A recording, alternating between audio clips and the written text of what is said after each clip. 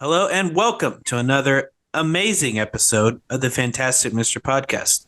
Tonight we're going to take a look at all the Spider-Man on TV and film. We'll take a look at the beginnings of Spider-Man up to the present. So let's sit back, relax, and have an amazing time as we talk about one of my favorite superheroes, Spider-Man.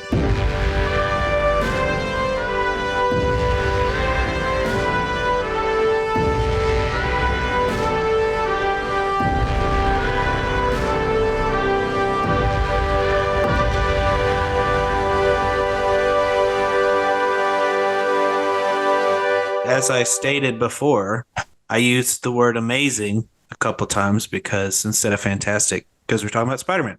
So before we get started, I'm Justin Strange here with my two lovely co-hosts, Zach Briggs and Jerome Kramers. Say hello, guys. Yarp. Hello. Hello. Let's look at some history of Spider-Man. I think everybody knows where Spider-Man originally came from, but I'm going to tell you again because I got it right here in front of me.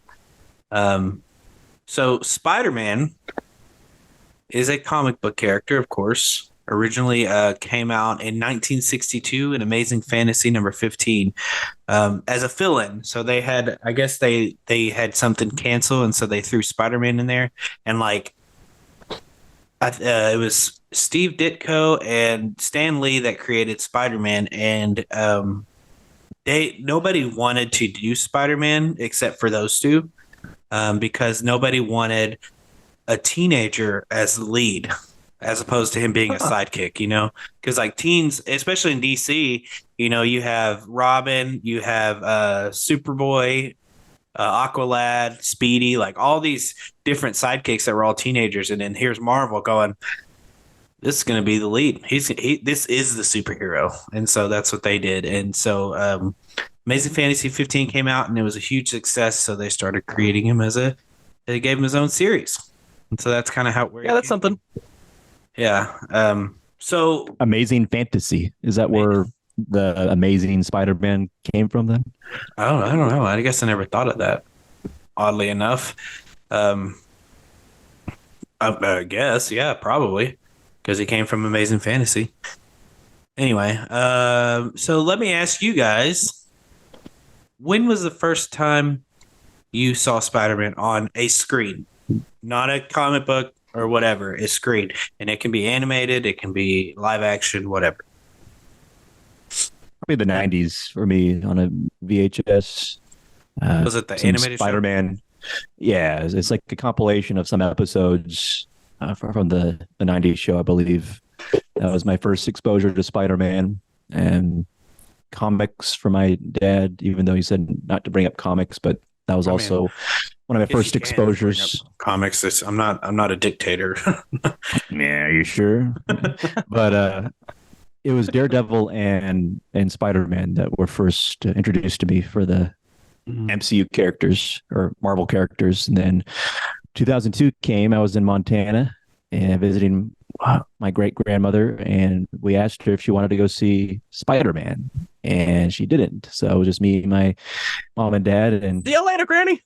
Yeah, yeah, we're out of here. I remember vividly. It was an independent theater in Kalispell, Montana, a small town, and yeah, I don't know, for whatever reason, out of all the movies I remember seeing as a kid, something about Spider-Man captivated me as a kid, and the character of Peter Parker and Tobey Maguire's take on it, kind of wholesome, awkward guy, but someone you could really empathize with, even as a kid. I think Willem Dafoe as Norman Osborn / Green Goblin was wonderful. Then, he was excellent.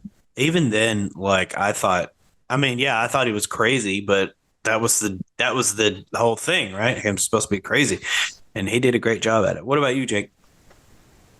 I know you're a sheltered little boy. Are you frozen? Yeah, just a little boy. Definitely I don't know. Spider-Man, Sam Raimi Spider-Man from 2002. I don't even think I was into superheroes before that. Oh no, I froze. Well, you were froze. Why don't you start your statement over? Because you started, I think, in the middle of it. You're not frozen anymore now, though. but your audio kind of I've started really in the middle bad of your internet. statement. Okay. All right. Definitely Sam Raimi's Spider-Man from 2002. I was definitely a sheltered little lad, and I don't Definitely. even think I was into superheroes until this came out. This is really my foray into superheroes, comics in Definitely. general. Up until then, I was always playing with like Fire. G.I. Joe. You guys Okay. aren't hearing a word I'm saying, are you? No, I'm we probably heard it. We heard every bit frozen. of it. We heard every bit of it. Or I heard every bit of it. Did you hear every bit of it, Zach? Oh, good. So I heard something about GI Joe at the end. I just heard you going definitely. Oh, I heard you. So Definitely. I think it's because you said definitely twice in like one sentence, and so I was kind of making fun of you. But yeah, I heard you. You said you watched. It was Sam Raimi's Spider-Man, and that's kind of your first time ever watching superheroes or seeing superheroes. Yeah. I listen, and if I heard it, then I think it's good. Okay. Okay. So as for me, I think I vaguely remember like the '60s Spider-Man cartoon coming on when I was a kid, but I didn't really watch it like that and like Superman and all that stuff. But it was when 2002, same as you guys. It's like Spider-Man came out, and I didn't go to theaters to see it, but I do remember getting the movie on DVD and watching it and thinking this is so freaking cool. Except for the first time he climbs up a wall, you could totally tell that was CGI. But Even back then, something that you're even back noticing? then, I wasn't like that's CGI, but I was like, oh, that looks weird because it was totally. What's CGI. funny is that's what got that movie greenlit with the production studio. They weren't going to fund it, and they used CGI to make that first sequence of Spidey chasing his uncle's killer, and they told the studio that was actually Peter Maguire, and the studio believed them, and that's how they got funding. Tobey Maguire. You mixed. Did I say Tobey Maguire? You said Peter. Man, Maguire. I think it's well established. My mouth goes faster than my brain. You guys know what I'm talking about. That's true. I get know what you. you're talking about. Yeah, It was a computer, It sounds not a real life man. Sounds kind of familiar with the whole Deadpool thing. You know, somebody leaked all the Deadpool like test footage, and that's how the movie got made because somebody leaked this CGI version. Somebody, Ryan Reynolds. Yeah. Anyway, yeah. So 2002 Spider-Man. That was Tobey Maguire. Like you said, Zach. Well, we can talk about it in a minute because we're gonna go through kind of all the Spider-Mans, different iterations. Yeah. So, of course, there was the comic. I know we're not going to stay on that very long, but I don't know if you guys have ever read the first Spider-Man comic before, but it's very like cheesy, and Peter is supposed to be a teenager, but he looks like he's a full-grown man, which is the same with the '67 animated series. You know, he looks like he's supposed to be a teenager, but he's like. He looks like he's like 30 years old. Like even as an animated character. It's like, come on, man. But then, there's the 1967 Spider-Man, and I think that's the one with the iconic Spider-Man theme song that we all know and love. I can't sing it because, rights and stuff. But you can sing it a little bit. No, you can sing a little bit. No. It's fair use to an extent. Yeah. It's fair use. It's not fair use. Justin likes to play by the rules. Yeah, that's not fair use. Sing a little bit, Justin. Oh, it's not really fair use, is it? Well, we're not making money off of it, so I technically, if I wanted to, I probably could and get away with it, but I'm not gonna, just to be safe. Hey, just a little bit. Do a little hit. Do a couple notes. I know you sang in choir. I know you got a good voice, Justin. Do a little bit. Just because I sang in choir doesn't mean I have a good voice. That's not what I heard. I heard you have melodious. You have a wonderful voice. I don't think you ever heard that from anybody ever at any time in your life. I could play it on my clarinet. Maybe I just want you to sing a little song. Jake and I could do a duet. Jake? Why would Jake do a duet with you? Because clarinet as well. I play clarinet. Oh, that's right. That's right, bro. The program here. Come on, bro. That's the first thing Zach and I connected over. Yeah. I guess Zach and I we went on an hour car ride and we listened to like NPR's Smooth Jazz Hour. Oh my We god. probably did. Yeah. 89.1, I think. No, I'm not gonna sing. Even if I could, I'm not gonna sing because I don't want to. Listeners, get in the comments. Get in the comments now. Let us know you want to hear Justin sing. Oh man, I really hope people comment because then I'll know that people listen. Like, oh my god. Okay, back to the episode. I think right. Get the pressure up, Justin. Let's resume the episode. Jeez. Okay. Yeah. So 1967 Spider-Man. I do remember watching that a little bit, and I actually watched some of it as an adult. It's kind of fun to watch as an adult because it's super cheesy, you know. And it's like one of those cartoons where they tell you everything they're doing out loud. They're like, I got to do this because if I don't, then so and so will find me and blah blah blah blah. And it's just like they're thinking out loud, and because they have to speak as opposed to being silent. Do you think they also do that because it was a relatively new character and people didn't know anything about it? I don't know. I mean, he wasn't relatively new. Well, yeah, I guess he was at this point. I don't know. Read comics. People watched television. So for a lot of people, it's probably a new experience for them. And I think the age of the 60s for superheroes in general was that cheesy, corny, Oh yeah, good feel. I mean, you have the Batman and Robin series. There's numerous other. You have Scooby Doo. Even just the tone of Scooby Doo was similar in tone. yeah. I guess you're right. I didn't really think about that. It's just like there's no really. I mean, anywhere dark television shows because there's even like sitcoms and stuff that make people laugh and whatnot. I mean, it's no real dramas. It's referred to the golden age for a reason, is it not? I guess around the 60s because it was heading into the 70s. The 50s more the golden age of television. But I guess you could say it was like residual golden age. Well, I meant or more bronze the golden age, age silver of age. Comics. Oh, wasn't the comics, 60s considered the golden age of comics? I think the golden age of comics was like the 30s to the 50s. This might have been the silver age of comics. Folks, you can tell I don't read comics. Yeah, I apologize. old comics, old like almost 100 years old comics. That's where the golden age stuff is. Now the amazing fantasy. I don't know what that's considered. That might be a silver age comic. Anyway, all right, let's move on to the next thing. So the next thing, I'm looking this list on IMDb, by the way. So I hope I got all of them. But we have The Electric Company. You ever watched The Electric Company before or heard of it? Nope. It's a TV show for kids. It's kind of like almost like a sketch comedy type show, but it's for kids. But Spider-Man was on it, and they're called Spidey Stories, and they just these little like Spider-Man stories with characters we've never heard of. Like there's one called I just watched a few just to kind of see what it is, and Morgan Freeman is actually in this show as well, but he didn't play Spider-Man. But there's a character. How old does he look? He looks like he's like 30. He doesn't look like Morgan Freeman yet. I mean, yeah, he does. He does look like Morgan Freeman, just a very young version of Morgan Freeman. Like when I saw him, I was like, "That's Morgan Freeman," because I knew Morgan Freeman was on the Electric Company.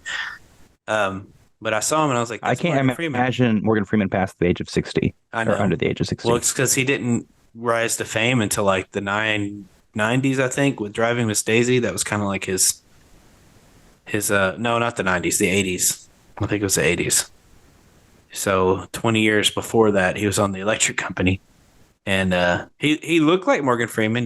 But he didn't sound like Morgan Freeman because he was having to be like this kind of stereotypical black character, not like as bad as like the original, like back in the 20s and 30s, but like he was still like talking like that and stuff. And so it was hard to like, because you hear Morgan Freeman's voice now, and he's very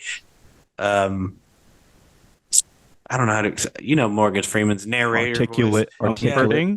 He's just very like, comforting and stuff. But this time in this, he's not. He's talking like somebody in the 60s would have spoken. And so it was just kind of weird to see him not being like, that's the first time I met Andy Dufresne kind of stuff. That style of Morgan Freeman's. Skippity pop. They do like That's what he sounded like in the electric company. All right. Scooby Bop. Uh, so yeah, there were some little sketches with Spider-Man, and they were kind of cheesy. They're like his villains. One was called the Spoiler, where like this guy goes around and spoils people's day, and then there's another one called the Wall, where he's like just a straight up wall, like he's a wall with a head on him, and he's anyway. So yeah, they was super corny, very low budget type stuff. It was kind of funny, and like Spider-Man didn't talk in the way he talked were through like comic bubbles, like the bubbles that you see in comic books and stuff. Kind of funny. Okay, next we have the 1977 The Amazing Spider-Man live action TV show. I don't know if y'all have ever seen it or heard of it, but it's I watched episodes, yeah, with Nicholas Hammond. As Peter Parker. Yeah. Again, he doesn't look like a teenager. No, he looks like he's like 40 years old. Yeah. And it's funny because like his suit actually doesn't look that bad except for the spider. It looks like an ant on it. Yeah. But other than that, his suit doesn't look bad. Yeah, I'd wear it for cosplay. For sure. Yeah, exactly. And so like I watched like a little video about all the Spider-Man, and I was watching some clips, and his webs are like ropes and stuff. It's kind of funny. Very obvious. Yeah, clearly not like the web fluid he's supposed to have. Yeah, the choreography of that show absolutely horrible and awkward with the 70s era music intertwined, some moments of silence, but it was kind of, for the few episodes I watched, it was okay. I mean, for the first live action version of Spider-Man. Yeah, and Justin, does this list? I was going to ask if this list, since you're in the 70s, does this include the Japanese Spider-Man? So I'm not there yet, but yes, it does include. Okay. Oh wait. Yeah. So one thing I was going to mention about this 60s or 70s live action thing, it's so funny watching him climb up walls because it's clear that he's like being lifted by something. Because he's like barely touching the walls as he goes up. It's really funny to watch. I'm like, you do not look like you're climbing up a wall right now. You look like you're running up a wall as you're being pulled up the wall. And it was just funny to watch. But yeah, why didn't they go the Batman route? That's a good question. I mean, it probably would have made it look a little more realistic, but I guess the one thing that they did do that was kind of cool for the 70s was they were able to get like these long shots of him going up the wall. As opposed to Batman, where like, you know, they're walking and then you turn the camera to the side and you can't really, I mean, I guess you could get a wide shot of it, but they got like really far back. Kind of like in Homecoming, whenever, what is it? He's climbing up the, Tom Holland's climbing up that Washington Monument or whatever, the one that they're in the first one. Yeah. Like kind of like that, except with the elevator shaft. Yeah, except for they're way farther back in Homecoming. Anyway, So yeah, Nicholas Hammond. Okay. And yeah, it was. I mean, it looks kind of weird, but the shot looks really cool. Like just being that. You can far see back. the artistic design behind it. You can see like what they were trying to go like the for. Intention. Yeah, it's like you can tell what they're trying to go for. I mean, you can tell it's totally fake. I mean, of course it's fake. There's no such Spider-Man, but even now it looks a lot more real. But yeah, it just looks like it's being pulled up a wall. Okay, next is Spider-Man 1978 from Japan. This one is an interesting, like, I love it when other countries adapt things like this. So I think in India, I think it was India or Nigeria, I can't remember exactly, but they adapted like a Batman version of Batman that was kind of silly looking. Yeah, because we had to find, one of our assignments when I was in college was we had to find a short film, and I think it was a Nigerian short film. And so that's what I found. I found that Batman one, and that's what this reminds me of. But this is totally like Japanese type stuff where he's a motorcyclist. His name is Takuya Yamashiro, fights the evil forces of Professor Monster as the superhero Spider-Man. But he has like a Spider-Man motorcycle, but he also just like the freaking Power Rangers, he commands like a giant robot in the show, which is hilarious to watch. But it's actually kind of So neat. Japan. Oh yeah, I totally. love Japan's take on everything. everything. It's just let's put him in a robot. All right, cool. And done. Let's say that the freaking Power Rangers. So yeah, that was that. I've never watched any of the Japanese Spider-Man, but It's a little better than the choreography. Fighting choreography is a little bit better than the American version. I got to say, just like talking about the Super Sentai yeah, show. I mean, as cheesy as the show is, the choreography is excellent. I thought right. Obviously when they translated over to the American version, they're using a lot of the same. Oh yeah, B-roll and all that. Anything with a helmet on. Yeah, They're using all the same B-roll. They still do that to this day. The Power Rangers do. I just thought the music's so jarring, though. Just in the '70s live action Spider-Man, it just the peaceful, smooth jazz saxophone music. You're talking about the American one? Yeah, the just okay. accompanying the action. That it's just very odd, but it's for the time, and a lot of the '70s shows in general. This was strange as far as the music going with what was on screen. I thought. Okay. And yeah, so that's this. I need to watch some of that. You said you watched some of the Japanese one, Zach, or did you? On YouTube clips. Okay, that's what I was able to see some clips on YouTube as well, and it's fun. Yeah, I'm sure it is. I'm sure it's awesome. Actually, I would like to own it on like DVD or something if it's out there. Okay, next we have the 1981 Spider-Man, and I remember this is an animated series as well. I remember this being on too, and it's like almost like just an updated version of the 60s one. There's not much from what I can remember now. I don't remember much because I don't know. I didn't really watch Spider-Man growing up, to be honest with you. Have y'all seen this 80s version of Spider-Man animated series? No, I mean, I maybe I have, but yeah, it's kind lose track of all the animation. Yeah, exactly, because it doesn't look much different than the 60s one. Now the emblem on his back is like that big round spider tick looking thing. I think that's the only thing that's different. Everything else is relatively the same as the 60s. Then we have Spider-Man and His Amazing Friends. It looks like it came out around the same time as the original that Spider-Man would.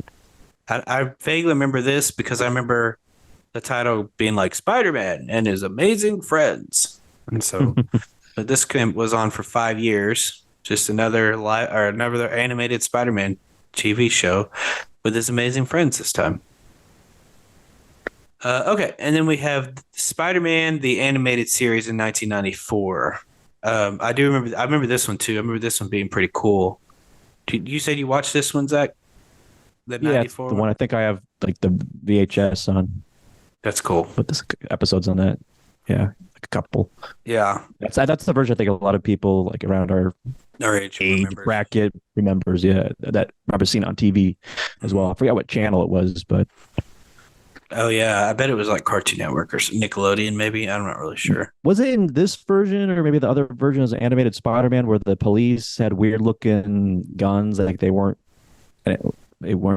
looked fake? Like I don't know. Weird, I have no idea. It's like a thing they did back in the 90s to appease the kids. That sounds like an earlier bit because, well, it depends. When did Batman, the animated series for Batman come out? That was 90s.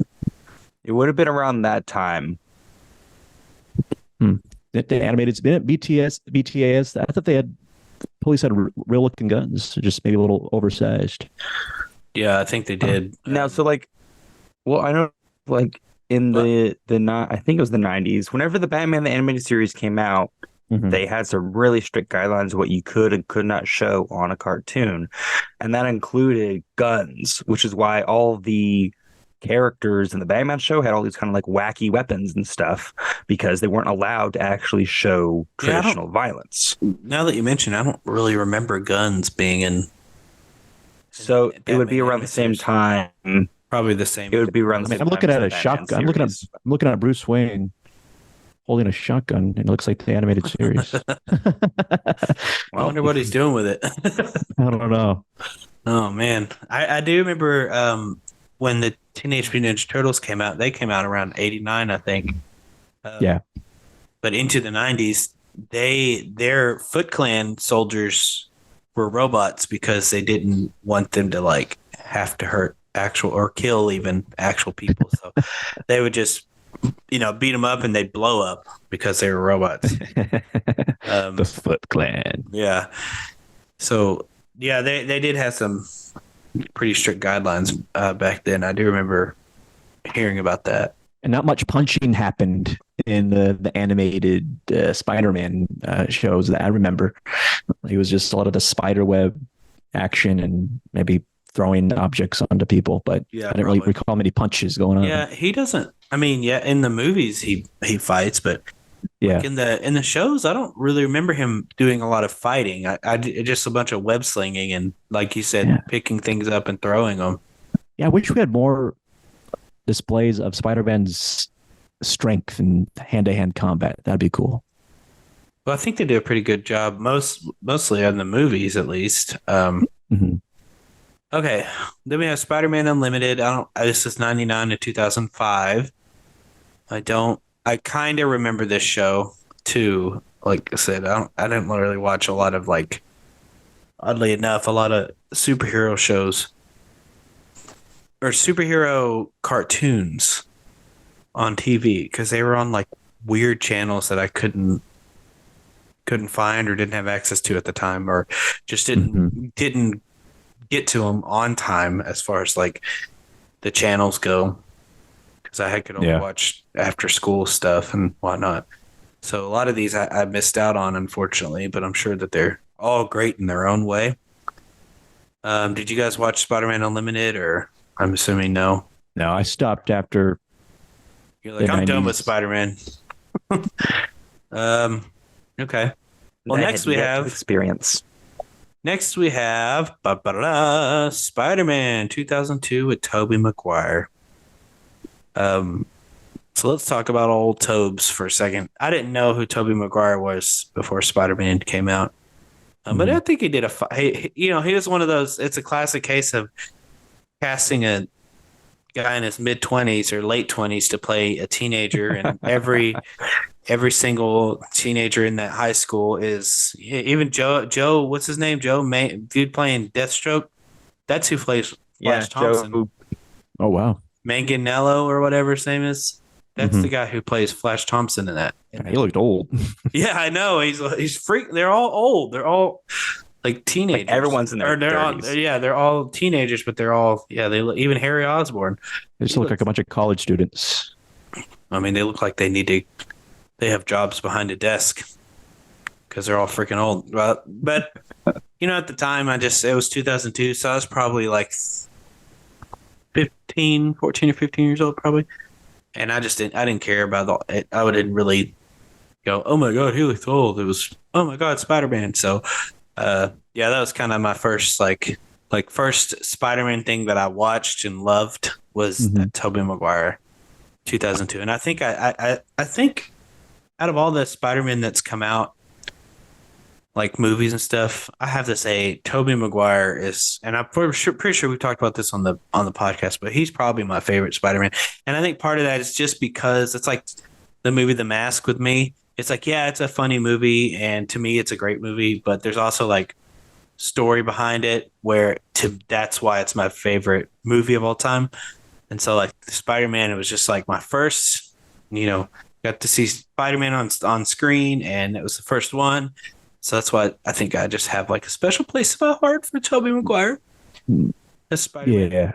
I think for me, the opening sequence of the credits and accompanied by the wonderful animations, a little montage, and Danny Elfman's score, who's known for 1989 or just the Burton Batman movies. That whole sequence really drew people in, and the complex look of the web and the comic book strip, and then it goes into the first shot, which I think has something to do with is it Peter Parker doing something.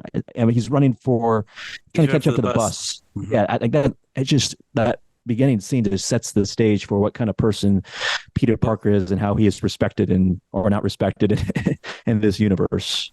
I think the first scene in that movie was him. He's like trying to get the courage to go up to Mary Jane, and then as soon as he does, like this Yeah, car pulls up and picks her up, and then as soon as they drive off, the bus just like whizzes right past him. Like you know this kid, you know him. Why wouldn't you just stop the bus?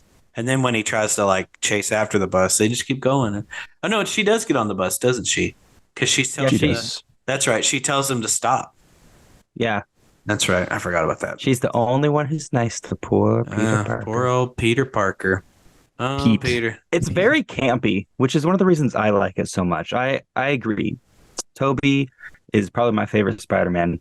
Sam Raimi's is probably my favorite Spider-Man series because it just has so much character. Like they really lean into almost horror tropes as Sam Yeah. Raimi's. Like it's so Mhm. super That's what it. campy. Like they do super like crash zooms to people's faces when they scream and like all these like just the way that it's set up.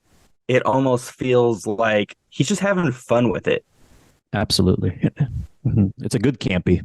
Oh yeah. It's a good campy. It's a great campy. And I feel like the ones today, while good, very polished, incredible storytelling, don't have the same feel and character It's that as nostalgia, man. Raimi's. Because it might be nostalgia, but nostalgia. It might be nostalgia, but it is. Nostalgia. I think also it's just Raimi is a master, and I really think he was just having fun with these movies. Like this was just a playground for him, and it really comes through. Yeah, totally. I think the music really helps with that. And I Oh think yeah, yeah. the modern movies are great. And yes, I'm sure you, Justin, you love the modern soundtrack. But I mean, coming out of the Raimi Spider-Man trilogy and Danny Elfman, I mean, Elfman is known for using those different motifs in different ways and in different scenes, and they're heard differently with the instruments. But I think that really enhances the movie. That the age of classic symphonic score is something I really miss as being the emphasis in movie making in general. But I know in these days it's not. It's kind of viewed kind of like the movie trailer narrator in some ways, kind of archaic and old school. But it depends on whether it fits with the movie or not.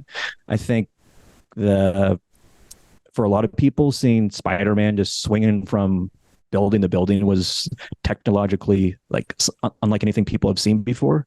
Yeah. And even though there was one scene, I forgot what it is. It's I think when Mary Jane's on like Spider-Man, and there you could tell it's a dummy in one particular shot. But other than that, I think the swinging sequences are amazing. Oh No yeah. pun intended.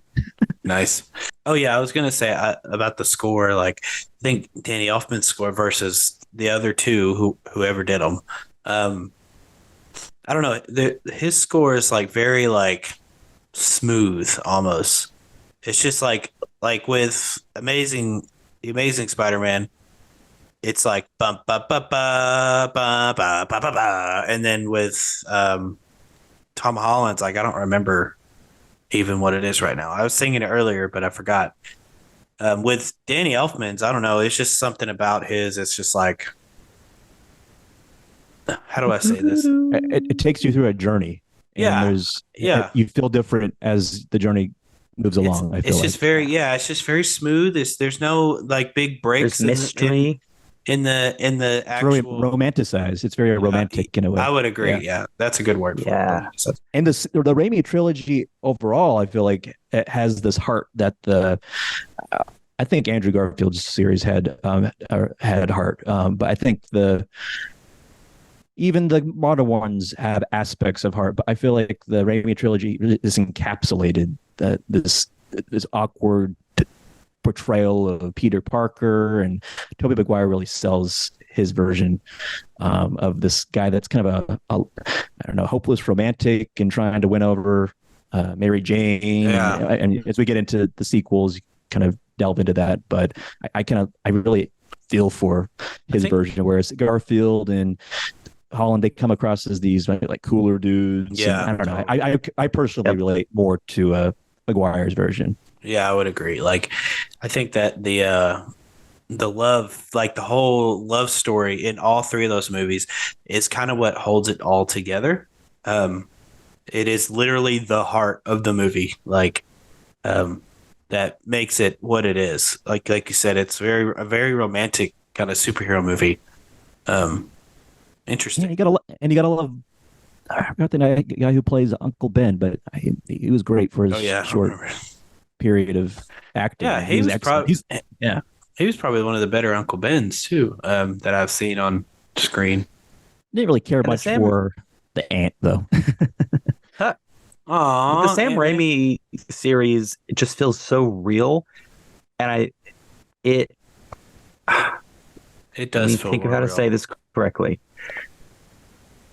It pays homage to the character of Spider-Man better than Tom Holland's Andrew and Garfield. Garfield's, Yeah, because Tobey Maguire Spider-Man deals with real problems. Like, it very much goes into that slice of life of a nerdy high schooler where not only he's dealing with superpowers, but he's also getting bullied at school, and he has a crush, and he's trying to hold down a job, and it deals with the everyday problems in his life, which is very much a huge part of the character's makeup in the comic books. Whereas Garfield's and Holland's kind of go the other route of leaning more into the action and adventure quality of it, and they feel much larger than life. Whereas Raimi's feel, in a sense, very intimate to the characters within them because they're still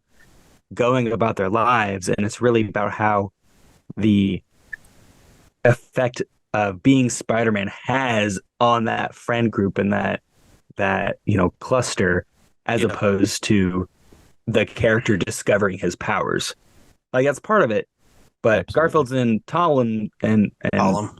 Holland's I like that. Holland's I like Holland. Garfield and Holland's are all about being the superhero, being Spider-Man. whereas Yeah. Raimi is being the human. The more human emphasis. I absolutely agree with that. And I prefer the more I do too. Like, humanized version. now at that we've times. talked about it, yeah, it's very nostalgic, and it's just there's a different vibe with Tobey Maguire's Spider-Man that it just hits harder for me. Like, I love both the other ones, but I don't know. There's always a special place in my heart for the original Spider-Man movies. Okay, well, let's move on because we still have a Briefly, few. I want to mention Okay. really quick. Yeah. I think it was before the movie came out. There was a scene that seemed like it was shot by a totally different cinematographer than who shot Spider-Man, the actual movie. But they had a scene where there's like a heist going on at a bank, I believe, in New York, and eventually it shows the Twin Towers, and I think there's a helicopter in the web, or there's a helicopter in the yeah. web. Remember that? Yeah, that sounds vaguely familiar. And then it was the Twin Towers, and the side of them were removed in the Yeah. actual movie. Even though there's one particular shot where you can see the Twin Towers in the reflection of Spider-Man's lenses, but obviously because of the sensitivity of the 9/11 attacks, that Americans were still mourning over what happened, said it being sensitive and all of that, so they took those references out. But And not to be callous, but that was a field day in the studio, right? Because New York, Twin Towers obviously were going to be a centerpiece for that film. You know it was like iconic. Yeah. they're iconic as reflected in his freaking eyeglasses. So for a fact that those towers are going to be all throughout that film. And so I can just imagine some poor intern like in the production studio running in like a week later. He's just like, the towers. What the towers? What are we gonna do? And like the studio having to scramble to remove it all. Yeah. Makes me wonder if it's probably a studio decision versus creative. Oh, 100%. Yeah. It's a studio Yeah, position. probably. I'm sure they were like, you got to take the towers out, and Sam Raimi was probably like, okay, but you know, it was, I'm Some sure there was no graphic designer pushback. or some graphics artist was like, fuck. Now I have to do this. So yeah. Anyway, let's move on. All right, next we have Spider-Man, which is another animated series from 2003. I mean, all these animated series, they kind of run together. There's really not much different about them, just that they're newer, I guess, 2003. And then we have Spider-Man 2 in 2004 with Alfred Molina as Doc Ock and all that stuff. That's held Another as like classic. the best Spider-Man, not Spider-Man movie, but Spider-Man Raimi trilogy for sure. And I would agree. Like, there's really some really cool fight scenes in there. Like, of course, the train scene and all that stuff. And I think my favorite part in that whole movie is when he stops the train and then they just kind of all like pick him up and slowly bring him to the middle of the train, and then he's got his mask off and they're like, And his motif is playing in a choral fashion. yeah, okay. And then they're like, here's your mask, and they're like, we're not gonna tell anybody or whatever, you know? Like, I really kind of like rolled that my scene. eyes a little bit. I thought it was Someone's gonna snitch. someone has to. You know, there was They a had lot cell of phones. well, not only that, but there's a lot of people on that train. It's like there's no way that, you know, one man didn't go home to his wife and was like, I saw Spider-Man. Hey, yo, babe, you never guess what's on the train today. Like, fucking Spider-Man. This little kid, he's like 18 years old. You could argue New York is a big city. He's a fucking There's millions of teenager. people. and not only that, but I saw his face. So, I mean, I guess you could say I saw his face, but then just that's it. Like, don't. There's millions of people in New York. So. Exactly. And even if you saw him, I mean, the chances if you see him are pretty slim. And then if you did, he'd be like, I don't know what you're talking about. Anyway, so yeah, what are your thoughts on this Spider-Man movie? Well, you guys spoke to your favorite scenes in that movie. My favorite scene was when Doc Ock slaughtered everyone in his sleep. Oh yeah, that was a horror. That was great. And that was specifically when I mentioned Sam Raimi's homage to horror. I know I was talking about the first one, but I was thinking of the second one. It's just so good and campy, and they used wax. I hit the mic. When the woman gets dragged off, they did that with wax. They put wax on her fingernails, and so she was able to get that nice trail. And then they added sound in the edit to make it sound like it was scraping her nails off. Yeah. I like. There was no music. There was no music during that scene, which was even more powerful, I thought. Yeah. I like the tentacles in that movie because I watched a little behind the scenes thing, and like there were 4 different people, you know, controlling those tentacles, and so you can kind of tell, like, you know, they were talking about how like you can kind of tell that, you know, a woman is controlling this one because her moves are a little more graceful and stuff like that, and a man's controlling this one because he's kind of like, you know, quick when he moves the tentacle around us, and it was just kind of interesting to watch their the different people like controlling the tentacles. Could you imagine like 4 different people just sitting there with little controllers controlling these tentacles? Man, that would be the best job in the world, I think. Like, what did you do Didn't today? they have them on poles? I thought they had them actually like on actual like puppeteering shafts. They might have, but I know that I think the little things though were controlled. Yeah, the little claws. Yeah, that's what I mean. I'm talking about the main little pinchers were controlled by people, and I don't know, just the idea of being like, yeah, I gotta go to work today. I gotta control these robotic tentacles. Yeah, each of them had these little personality. clampers click 3 times for a scene. Yeah, they each kind of gave them their own personality, which that would have been like my direction. I'd be like, I want you guys to show your personalities with these things, because it would be really cool. Because even in like the new Spider No Way Home, whenever he puts the new chip on him and he goes, the voices are gone, or I'm alone, or whatever.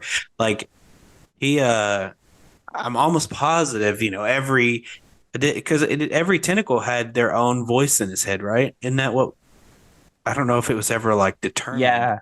but I don't I think it think was ever explicitly stated, but I yeah, but think that's the assumption. yeah, the idea is that he's got four different voices, not including his own, in his head, where they're all telling him to do separate things, and just gives the idea that gives more power to that whole thing, where it's like give them their own personality. It's like, well, what if they could make them talk?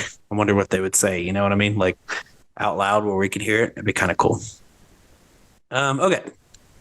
Next up is 2007 Spider-Man 3 with the black suit Spider-Man. I remember seeing this movie in theaters 3 times. Really? Yeah. I loved it back then. I mean, now I still love it, but I do see kind of the like even when watching it, there were those scenes that I was like that were like super cringe, like with the dancing and the singing with the jazz, had the jazz whatever with Mary Jane. Like it was just very like That's I the was like, best part. I thought that was Raimi doing what he could with what he was told by the studios, well, because yeah, behind the scenes he did not want to use he didn't want Venom in there. Venom. Yeah, he didn't want Venom. I think he just wanted Sandman, if I'm not mistaken. He just wanted Yep. Sandman. But they were like, no, we need to put Venom in there. And then, of course, Venom, was kind of shoved in there. And I thought at the time Venom was really cool, but I was, as an adult, I'm like, he's still kind of neat because, he's played by Topher Grace, who I like as an actor. He's not, I don't think he embodies Eddie Brock Jr. Is that what he is? Or Eddie Brock. He doesn't embody that because Eddie Brock is like big. Like even in the comics, Eddie's always been big. I kind of liked though that they kind of equate, like they mirrored Tobey Maguire's Spider-Man with an equally like unassuming, nerdy, like unusual character for Venom. Like I know Topher gets a lot of crap for being that. He's not like quote unquote the correct Eddie Brock, like you're saying, but I kind of liked like Tobey Maguire's Spider-Man, this unassuming character who was thrust into greatness, and he kind of was mirrored with Topher Grace.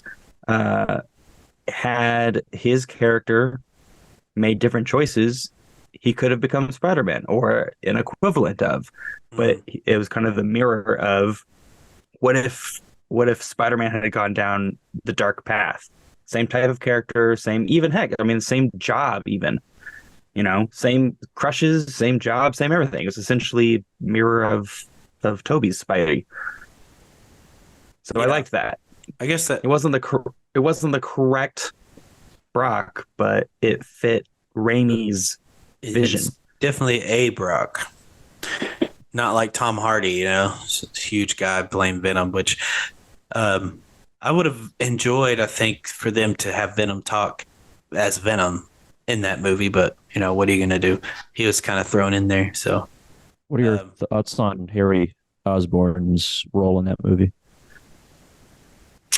He eventually he's like, okay, Peter. She needs us. Type help you stuff. out. Yeah. I liked his redemption. Yeah, I don't Wasn't know. earned.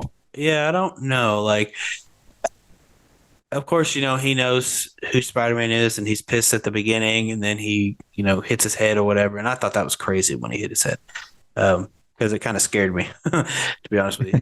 But then, he forgets everything until he remembers. And I don't know. I just like James Franco is an okay Harry Osborn, but I don't know. It just seems like I guess you'd have to look at it in a different perspective, because Harry Osborn, I don't care for Harry Osborn in that movie.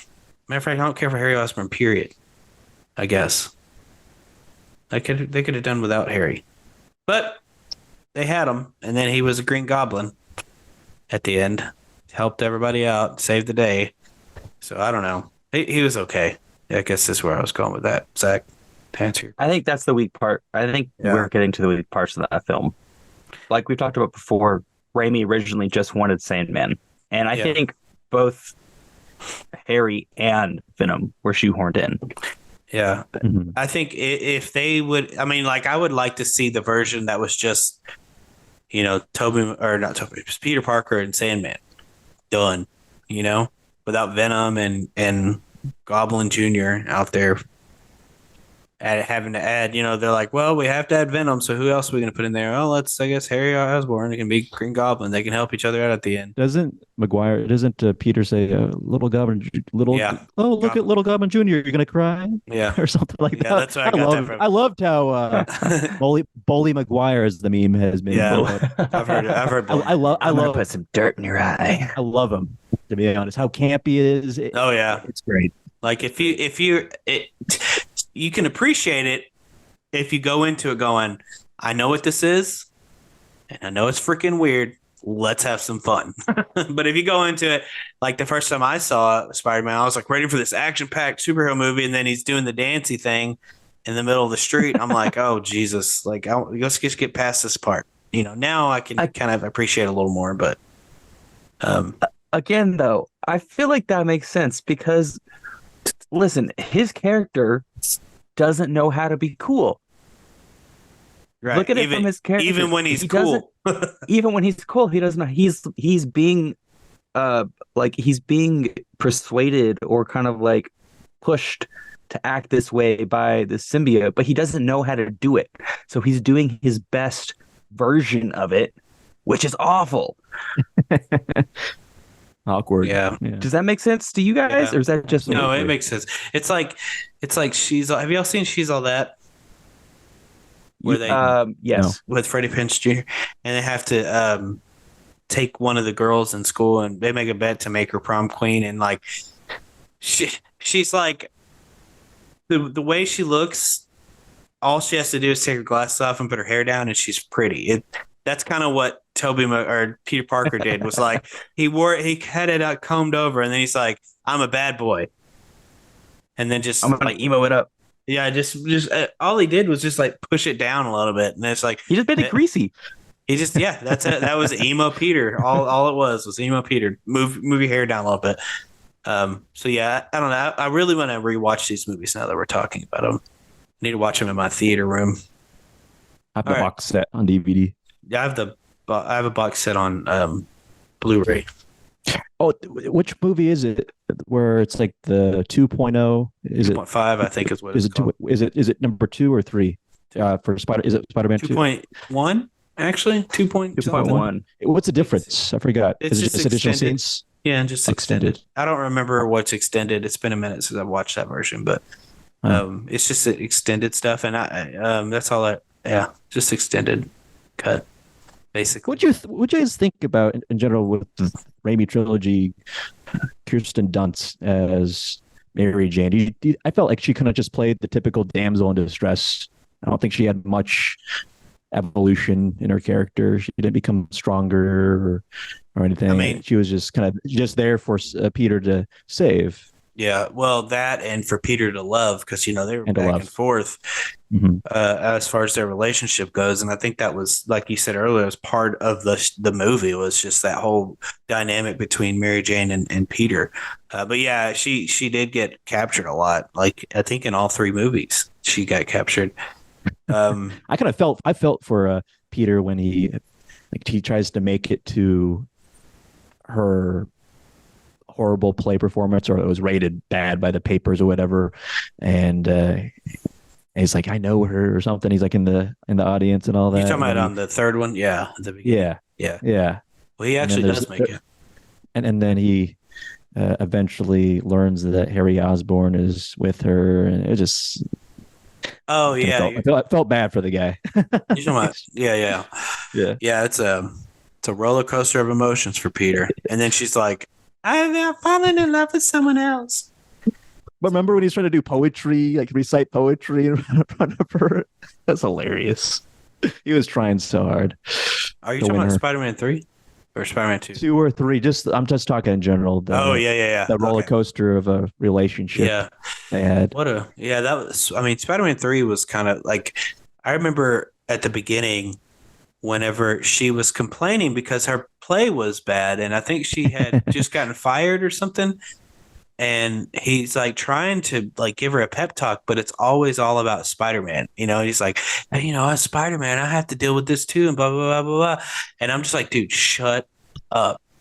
And he's wanting to ask her to marry him, all this stuff, and she's like, "This isn't in your budget."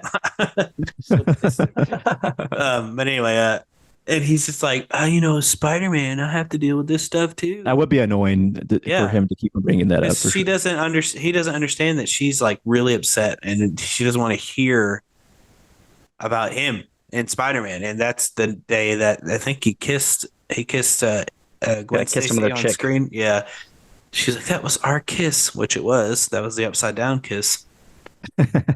So anyway, let's we can move on a little bit. So actually, no, we'll go back to it. We'll come back to Toby. So you don't want to talk about Toby making out more? No, all the kissing scenes with Toby. I don't think so. You don't talk now? Okay. No. Remember Gwen Stacy's minute cameo? I'm just here to make you uncomfortable. Bryce Dallas. I'm never uncomfortable. Now, she played like the typical screaming gal. It was hilarious. Well, I didn't know who Gwen Stacy was when I watched her, and so I was like, "Who the hell is me?" This neither. chick? Yeah, now I know who she is. She was Peter's blonde first girlfriend and first love, and like I don't know if you guys know the story in the comics with Gwen Stacy, but she dies. Like in the comics. Spoiler alert. But in the comics, she dies in Garfield's as well. Yeah, but in the comics she dies differently. What happens is Green Goblin throws her off a bridge, and Spider-Man tries to catch her, but instead of catching her, he like kind of does what the same thing in Amazing Spider-Man 2, but in the movie she hits her head. In the comic she breaks her back and dies. Oof.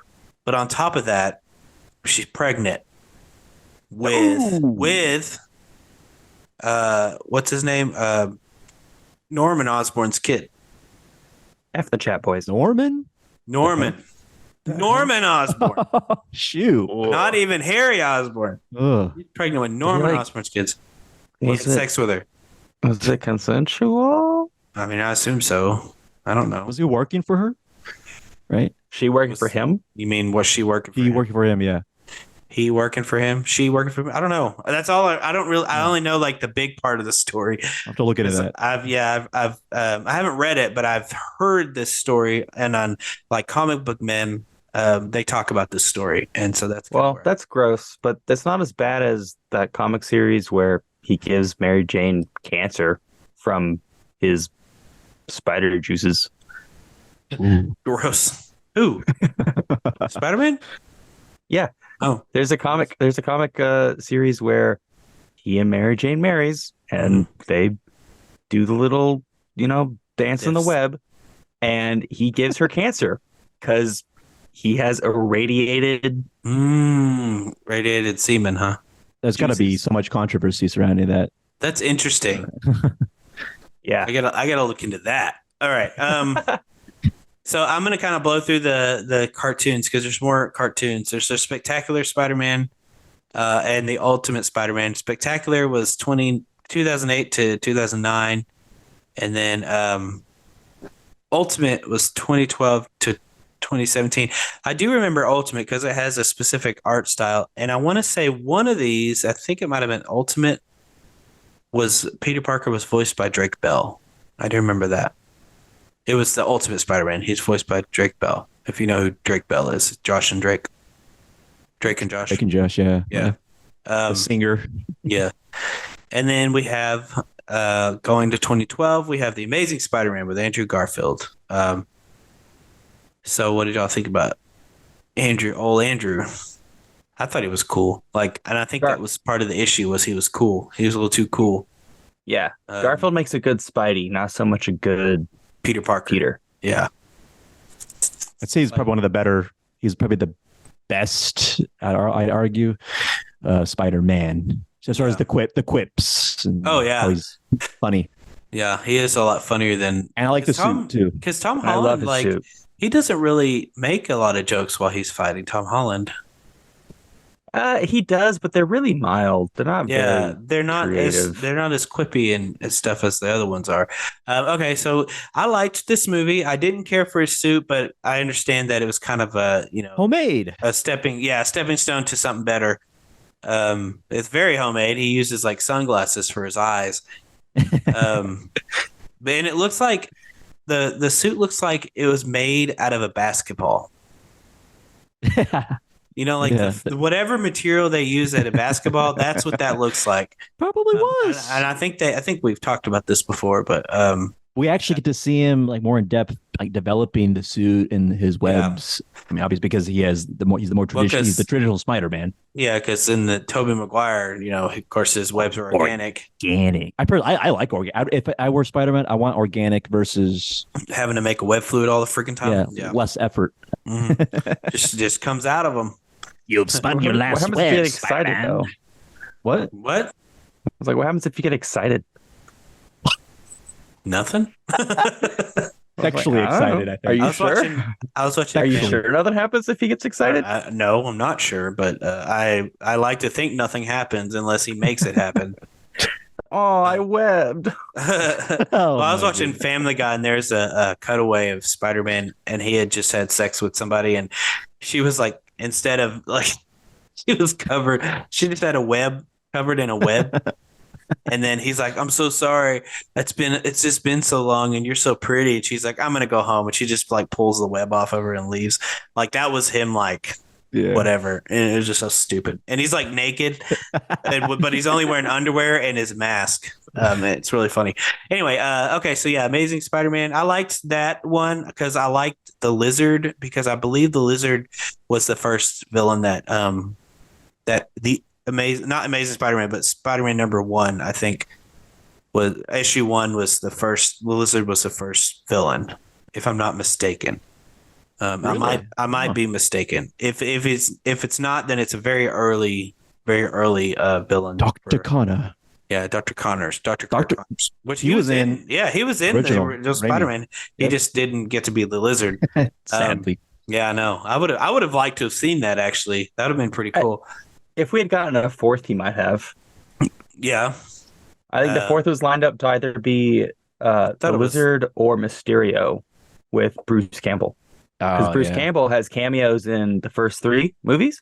Yeah, And- anything Sam Raimi does, Bruce Campbell. And Raimi had intended for him to be Mysterio with all of Bruce Campbell's characters from the first 3 movies I thought being the same character spying that's- on Spider-Man. That's smart. Yeah, I'm isn't sure- that neat? Okay. That's cool. I kind of wish we would have gotten a fourth. I mean, there's been talks about a fourth coming around now that they've brought him back, but Yeah, I don't And think they would allow, or Disney would allow that. They'd be like conceding to, yeah, we know people love the Raimi stuff a little bit more than our stuff at times. I don't think they want to fall into that.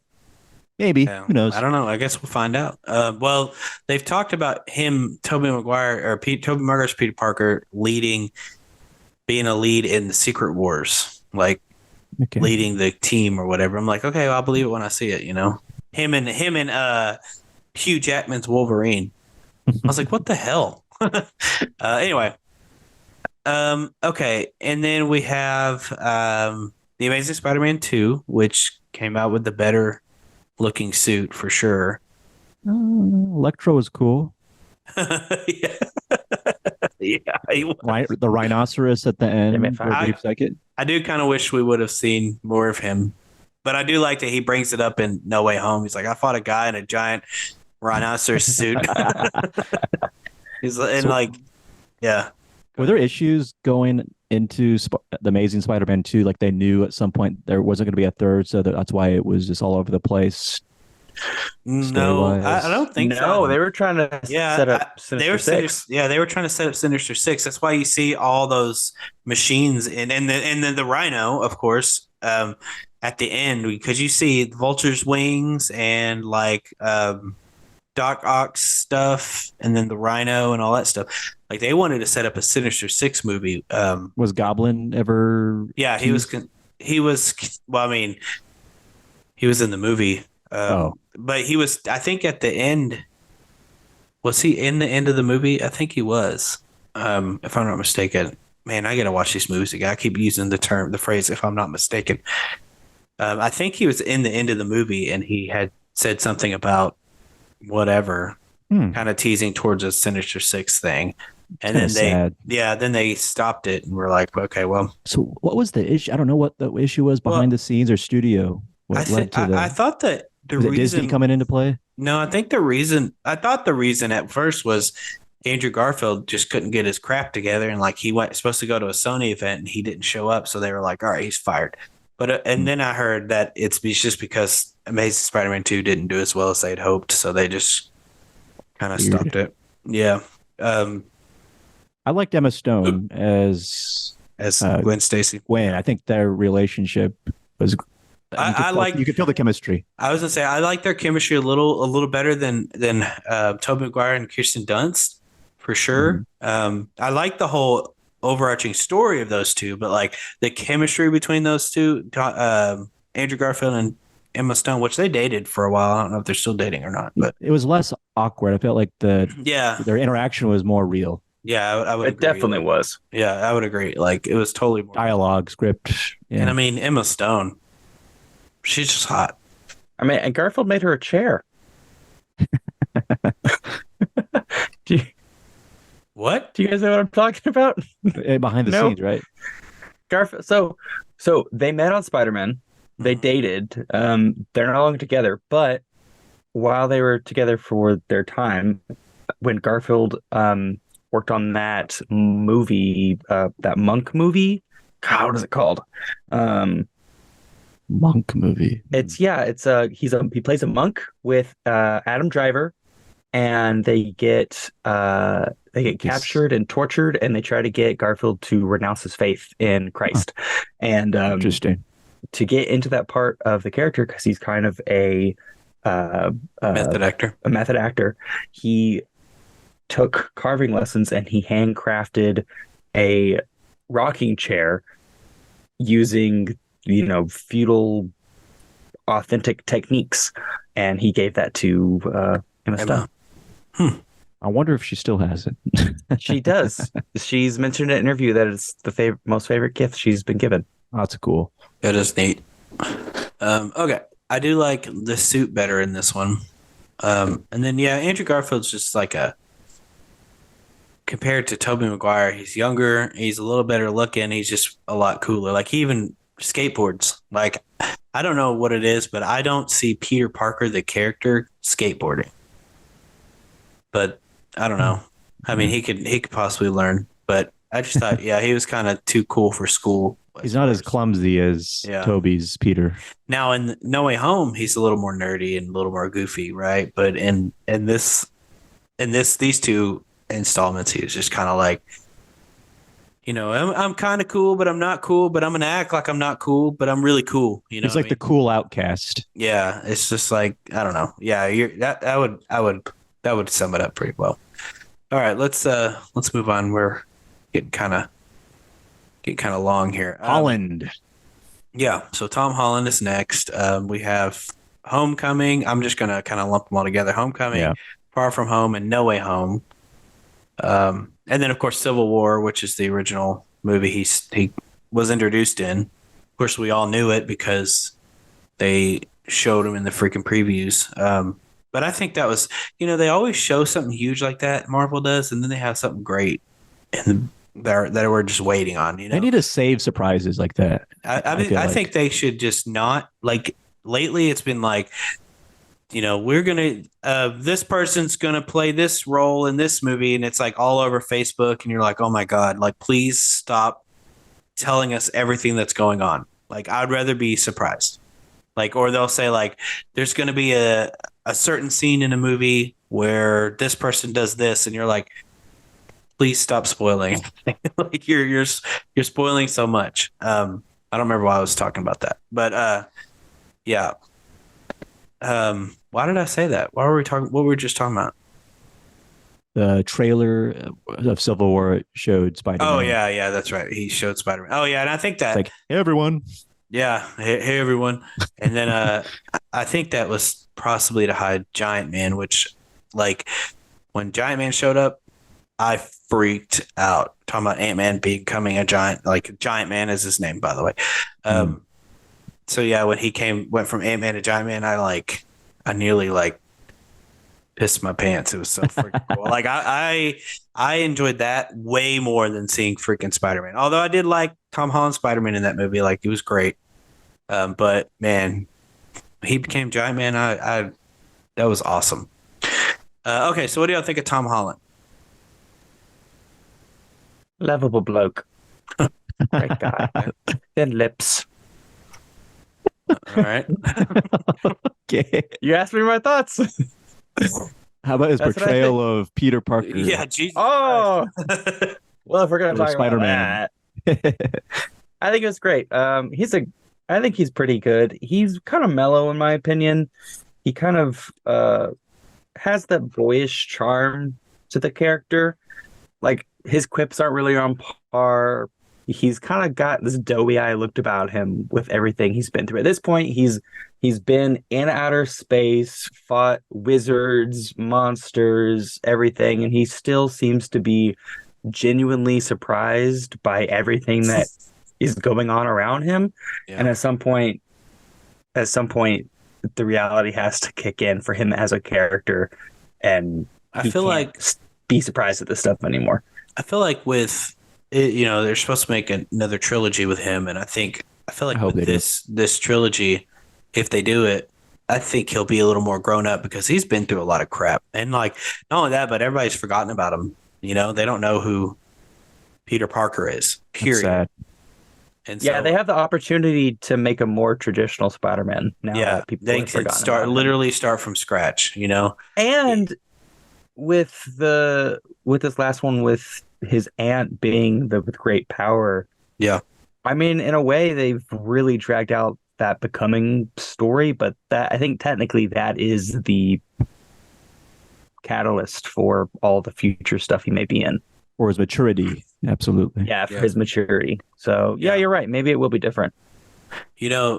Side note, the way she says it in that movie, with great power, there must also come great responsibility. Whereas Uncle Ben and any Uncle Ben has said, with great power comes great responsibility. In the comics, it is, with great power, there must also come great responsibility. Isn't that crazy? When she said that in the movie, I'm like, why did she say it like that? But then I read about it and I was like, oh, that's how it's said in the comics. Did you guys expect Aunt May to die in the movie? No, Yeah, kind of.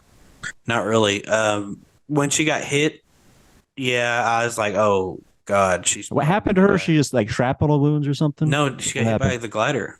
Oh, Yeah, she freaking got impaled. I don't remember seeing it. It just- Dude, it comes in the room and it was the Green whacks Goblin her, yeah. special. It was the dude. Godspeed, Spider-Man. Yeah, Jesus. oh, it was Yeah. that type of shot. Okay. Yeah, she hits her, and she gets launched. So, yeah, she gets hit pretty hard, and then she stands up or whatever, and then she falls back down. Tom Holland, I got to say, well, I'm not the biggest fan of his Peter Parker or Spider-Man. I think it's a good balance. I give him like maybe 7.5 out of 10 for my enjoyment of him. He has, when there's moments of where it requires great emotion, like in the first one, when he's under the rubble and struggling. Oh yeah, I love scene. that scene. That is a freaking great scene, and he does it really freaking well. He's like a helpless kid at this yeah, moment, exactly. right? Because he doesn't have his super suit. He has that crappy hoodie thing he made, and he's like trying to lift like heavy ass rubble off of himself. Yeah, I mean he's strong, but I guess he wasn't strong enough at that time. Well, like, and then the scene with Aunt May obviously is he's and somewhat in denial at the moment that everything's gonna be okay type of thing, and he gets the little message, last words from Aunt May. I think that was wonderful, just the way he acted. Well, and that even moment, even after he realized his destination, maybe his realization came after Tobey Maguire stepped in to prevent him from becoming a monster and killing Green Goblin. Goblin. So I think that was also a great emotional scene where it didn't require too much and a dialogue from Tom Holland, but just his actions, his facial expressions were excellent. No, he can be dramatic when he needs to be, I think. And Absolutely. it He's a does great a great actor. job. Yeah, he is a really, really good actor. Um, okay, so let's do the last one. I know it's getting kind of late, so we'll try to hurry this up. But we have Miles Morales from it across into and across the Spider Verse and eventually beyond the Spider Verse. So, what do y'all think about him? I He's a hate that this cool, is the spunky last dude. one. Oh, he got stuck at the same time. All right, Jake, what do you think about him? I Call hate on this us, is the teacher. last. Point on us. Who do you I want to did. see? I said Jake. He did. He said Jake. And you jumped in at the same time he did. Again, that was funny. That was good. All right, Jake. I'm really Jake the disappointed. snake. I'm waiting for Zach to interrupt me. I'm really disappointed that this is the last one that we're talking about because those are so good. And I know, but I I was just really trying to love the go character in of Miles order from. Morales. Yeah, I was trying to go in order of years of our Yeah. list to list. Um, I love the character of Miles Morales and just those movies in general. I've seen both of them in theaters. I don't get to the theaters that often, so seeing them in theaters was amazing. And the man, just the artistic vision behind both of those films, the way that they put everything together, they really brought to life the comic book feel to the cinema. Oh yeah, And did a really totally. great job of presenting the Spider-Man story through the Miles Morales character. Like he is Spider-Man. He's got his own problems, but it's still he fits that mold very well. It fits, and they do a wonderful job with it. I know Miles Morales more from the video games, but I think a live action version I want to see. I think that this visual spectacle of the animated films is what people caught people's attention Yeah. a lot, and I agree, and I do like the own issues with family that Miles is dealing with, but I think people might get disappointed once they see a live action version, expecting the same tone from the animated version. So I'm kind of excited to see what they do whenever they do decide to experiment with Miles Morales. I like to see another Spider-Man movie in either Andrew Garfield or Tobey Mhm. Maguire's universe and have Miles be in that universe. But Yeah. I don't know if they would go with that. But I prefer him to see him prefer to see him in a different universe. Whereas I think Tom Holland, he's still young, and usually it feels like in the comics or in the video games. Peter Parker is a little bit older than Miles, and so he should be the mentor Yeah. for Miles, and it shouldn't be they shouldn't be equals. Yeah, I agree. Because the video games, and I just started playing Miles Morales actually, and he said like Peter Parker says I've been doing this for 8 years, and Miles Morales is still in high school, I think, Mm-hmm. at this point. So Peter Parker's what, like 24 at this point, 24, 25.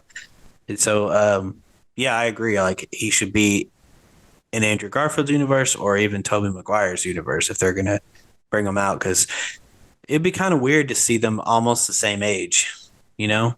Because Yeah, it would. but it would also be interesting if he was in Tom Holland's because of what we just talked about, where like he's kind of grown up.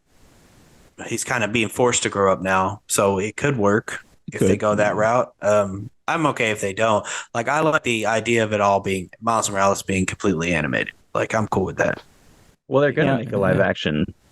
Yeah, And which They are. universe? They've already confirmed that they will eventually. What'd you say, Zach? eventually. Sure. I wonder which universe would be most appropriate though at this. I like the idea of him being in Andrew Garfield's universe.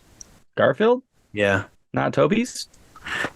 Toby's just too old, right? Like even in No Way Home, he was significantly an older Peter Parker than the others were. I guess. I mean, but it that would could give you work a some little really better. Great. Yeah, it could work. It'd be kind of like Peter B. Parker, where he's like 40 or whatever. I mean, yeah, it could work. I kind of like the idea of, especially like in the scene where Andrew Garfield's Peter Parker goes to Electro and they're talking. He goes, "Oh man, I you're just a kid. I could have swore, Yeah. wherever you grew up and your voice and everything, I swore you were black. And he's like, oh man, I love that when he's like, oh man, I'm sorry. Sorry to disappoint. It's like it's not his fault. Anyway, he's like, but there's got to be a black Spider-Man out there somewhere, and that kind of makes me like, kind of be like, oh man, I'm kind of rooting for this black Spider-Man, this Miles Morales, to be in that universe where. Do you know Electro, I apologize, it's okay. but I thought you were wrapping up. Do you know a fun fact about Miles Morales as a character? What? The character of Miles Morales was inspired by Donald Glover and his Spider-Man pajamas in Community. I think I knew that. I think I had read something about that. Because he does have some Spider-Man pajamas. They're really funny. He has Spider-Man pajamas, and the author of Miles Morales comic books, Brian Michael Bendis, took notice because also at the same time, Twitter was trying to get Donald Glover to be cast as Spider-Man for future as Miles for future events, and so the author took notice and he was like, "Why can't there be a black Spider-Man?" And so Miles Morales was born. That's the genesis of Miles Morales. So I love that they had Donald Glover in Across the Spider-Verse as a little cameo because he was really the one that started the whole thing. That was so to begin with. Funny when I saw that. Because who is he, the uncle of Miles? He's yeah, the Prowler. Plays the Prowler. But he's in Homecoming, and so as Aaron Davis. He speaks.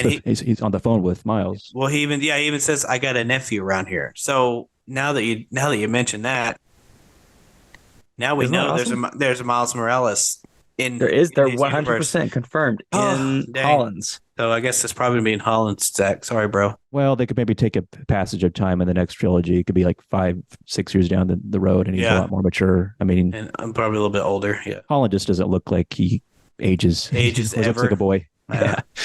All right. Well, I think that's pretty much all of them besides like Spidey and His Amazing Friends, which is a kid's show. I know that my niece likes that show, or she did at one point. I have one last question, like to kind of help close up. Like, what would you guys like to see in a future Spider-Man project? Is there like one particular character or story point you'd like to see? Yes. Thank you for asking, Zach. Yesterday I read this comic series, a 5-issue series called Spider-Man Spider's Shadow. And it's about Spider-Man getting the black suit, but instead of like giving it up and going to Eddie Brock and whatever, and he just keeps it. And so it's kind of like it's not an official what if story, I don't think, but it's just more like a spinoff. But it does ask the question, what if Spider-Man kept the black suit or the symbiote? Just to use whenever, and he just wears it all the time. Oh. And he just because in the story he wears it so much that it starts to bond with him. And like even when he finally does take it off, the suit is like basically in love with Peter at this point. He wants Peter back. Like that would be cool to see some one-off. Yeah, and Marvel movies like kind of what DC's allowing. I think that if they take some of their comics and adapt them into movies, like animated movies, I think they could be pretty good. Because there's some good comic book, like Deadpool kills the Marvel universe. Like I would love to see that as an animated movie. That's what he's basically doing in the upcoming Deadpool movie. In a way, he's like killing off previous versions of characters. I mean, Ben Affleck's Daredevil is going to be in there apparently. That's hilarious. Elektra. Numerous of the old school or the 2000s, early 2000s era X-Men.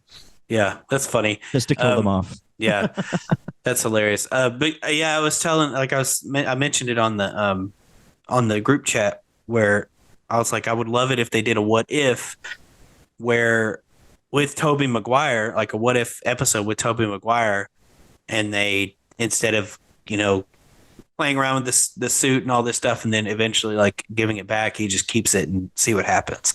Like I would love to see that one-off 45 minutes done. That's one story because I saw that comic book series. I don't know what I was watching. I think it was something on YouTube and they brought it up. And so I was like, that looks really cool. And so I found it on this streaming site called Hoopla. And if you have a library card, then you can use it for free. But you can stream books. You can read books, read comic books, watch TV and movies and stuff. And so I found it. Only in America, or as far as you know? As far as I know, I don't know. We have international listeners here. Yeah, I don't know. That's a good question. I would assume that you could use it in other countries.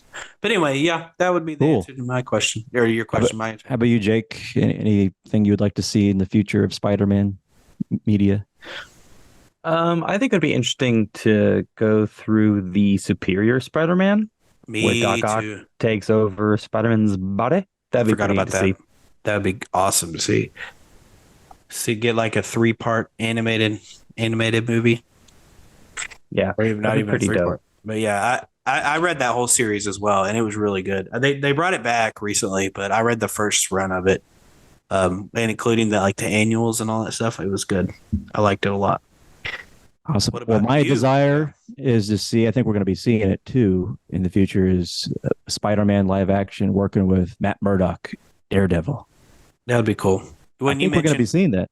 When you mentioned it earlier, I thought about that, and I was like, it'd be really cool to see, Tom Holland and Charlie Cox. Yeah, 2 street fighters of the MC or the Marvel universe just duking it out. I love the more grounded characters, even though Spider-Man has abilities, but I mean, like shooting weapon stuff. But yeah, but I just like the non-fantastical characters. He's not as he's not as big time as the Avengers. Mm-hmm. Yeah, Daredevil he chills in Hell's Kitchen. That's all he does. I was gonna say, and from what I understand, they're kind of revamping Charlie Cox and the Daredevil storyline. Like Kevin Feige fired all of the old staff, got new people in, so we might see that more grounded look.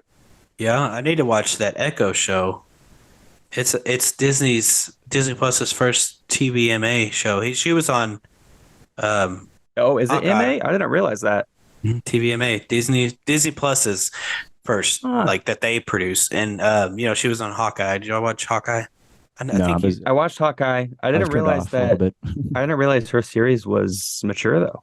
Yeah, I just found that out. I knew they were making it and that it was premiering soon, but I didn't know until like the other day. It was like, this is Disney Plus's first TVMA show. I was like, oh, thank God, because Netflix's Daredevil was their our first time seeing Marvel. Something like that. Yeah, just Marvel, whatever. And of course, you have the other ones are also TV, like Jessica Jones and all that.